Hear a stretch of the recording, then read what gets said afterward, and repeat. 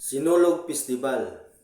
Ang Sinulog Festival ay isa sa mga pinakakilalang pista or sinulog or festival sa Pilipinas. Ginaganap ito every third week of January sa Cebu City. So ito ay bilang parangal sa Santo Niño, Batang Hesus, na simbolo ng pananampalatayang Katoliko ng mga Pilipino. Sinisigaw ang Pit Señor or Viva Pit Señor bilang pagbati at panalangin sa Santo Niño tuwing Sinulog Festival.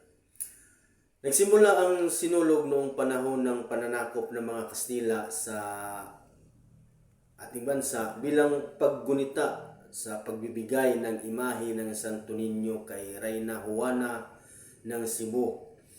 Matapos siyang bininyagan noong 1521, ang imahe ng Santo Niño na dinala ni Ferdinand Magellan bilang regalo ay naging mahalagang bahagi ng pananampalataya ng mga Cebuano.